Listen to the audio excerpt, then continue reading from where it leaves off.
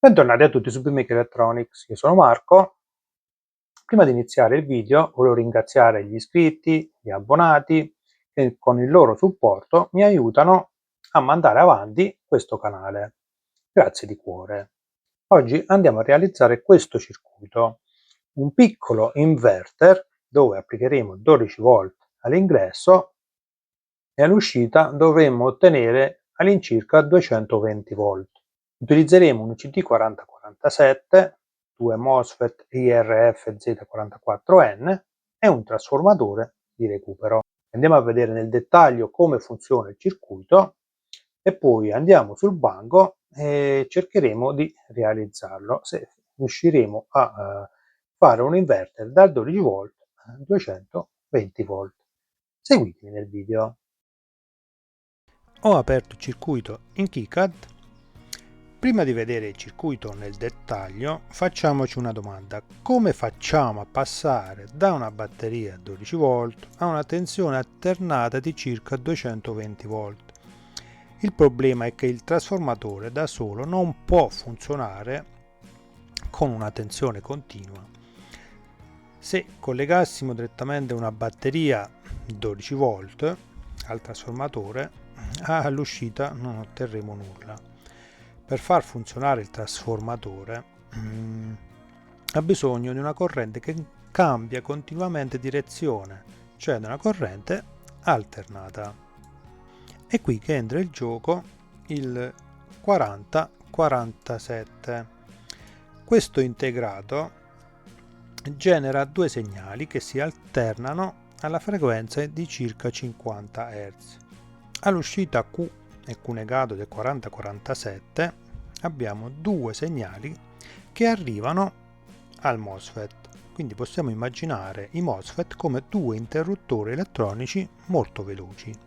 Quando il primo MOSFET si accende, la corrente attraversa una metà del primario del trasformatore. Quando il primo si spegne e si accende il secondo, la corrente attraversa l'altra metà del primario.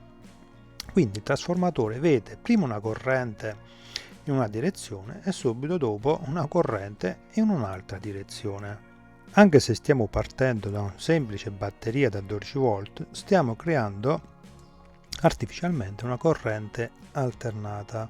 A questo punto il trasformatore può fare il suo lavoro. Essendo un trasformatore 12,0 e 12 volt collegato all'incontrario, prende questa alternanza su un lato a bassa tensione e lo trasforma in una tensione molto più elevata sul secondario.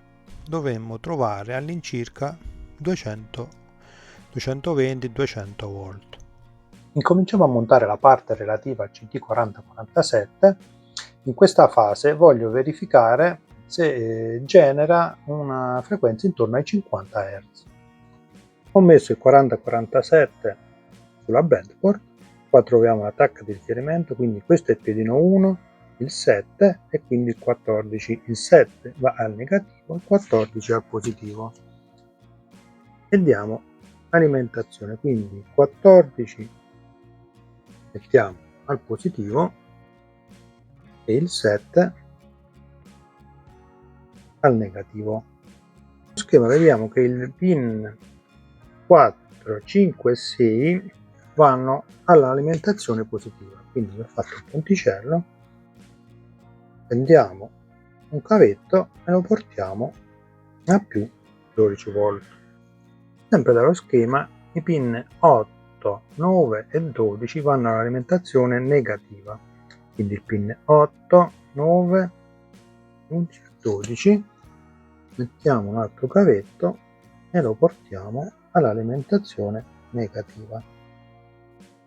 Andiamo a inserire il potenziometro da 20k a 3 piedini, così, due piedini li colleghiamo insieme, facciamo un ponticello, la parte ponticellata lo portiamo sul pin 3, l'altra parte dove non c'è il ponticello, il pin libero, sul pin 2. Prendiamo il condensatore da 0,22 microfarad, questo poliestere, lo andiamo a mettere fra il pin 1 e il pin 3. 1 e 3. Andiamo a collegare 12 volt l'alimentazione, il rosso sul positivo e il nero sul negativo. Non farli toccare. Prendiamo il nostro tester, diamo alimentazione 12 volt, mettiamo su Hertz sul tester, mettiamo il puntale negativo a massa e l'altro sul pin 10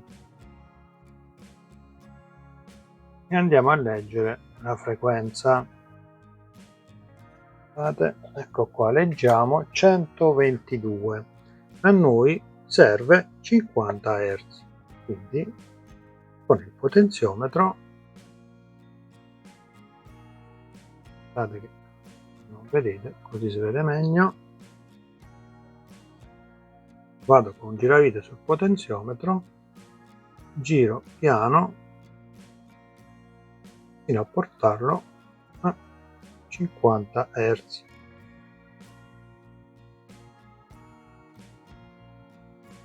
Da 2, 51, 50. Riesco a farlo preciso. Siamo sui 50 Hz.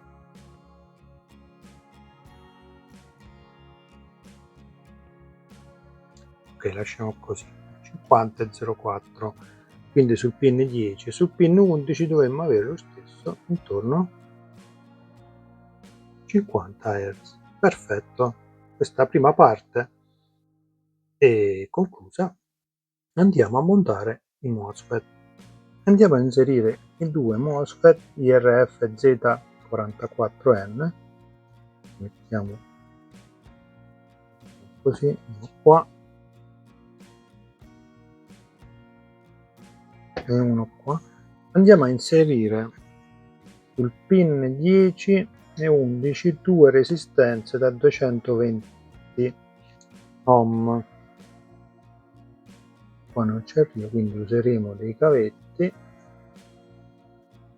mettiamo così, ok, 10 e 11 e portiamo sul gate dei MOSFET. Il gate è il primo pin, quindi sul primo portiamo il pin 10 e sul secondo il pin 11. Mettiamo anche le due resistenze da 10K sul gate GND. Andiamo a inserire dietro, sempre sul gate, e il GND, l'altra resistenza, il gate e il GND. Visto che questa parte di breadboard non è collegata a questo, andiamo a fare un ponticello a negativo e negativo.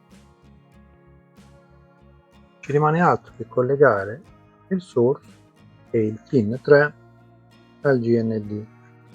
Qua portiamo al GND, andiamo un altro cavetto, pin 3 al GND. Ok, adesso non ci rimane altro che la parte relativa al trasformatore. In questo circuito userò questo trasformatore con due avvolgimenti da 12 volt ciascuna e un'uscita da 220 volt. Normalmente un trasformatore abbassa la tensione quindi da 220 a 12 volt, ma in questo caso lo utilizziamo al contrario. Ho fatto già dei collegamenti. La parte centrale dei due avvolgimenti a 12 volt viene collegato insieme e va al positivo, gli altri due vanno al drain dei MOSFET. Andiamo a collegarli. Allora, uno al drain di un MOSFET, l'altro al drain dell'altro MOSFET, il pin centrale, e i due pin centrali del trasformatore al 12 volt. Ok, ho collegato tutto, ho preparato il tester, do alimentazione, do tanto 12 volt alla scheda, non ve lo faccio vedere, mettiamo il tester in tensione alternata e andiamo a vedere se dovremmo trovare 220 volt su per giù. Vediamo un po'.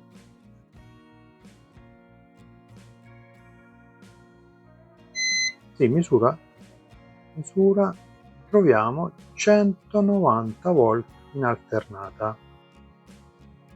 Quindi l'inverter sta funzionando. Vi ricordo che sto generando un'onda quadra, no un'onda sinusoidale, quindi la tensione 190 volt, l'inverter funziona. Ho questa lampadina da quadro, funziona a 220 volt, andiamo a vedere se riusciamo a farla accendere. Ho collegato la lampadina a 220 volt all'uscita del trasformatore e diamo alimentazione. Mi sto dando il 12 volt e vediamo che si è acceso. C'è una piccola luce accesa, sta assorbendo intorno a 2 watt, intorno a 180 mA.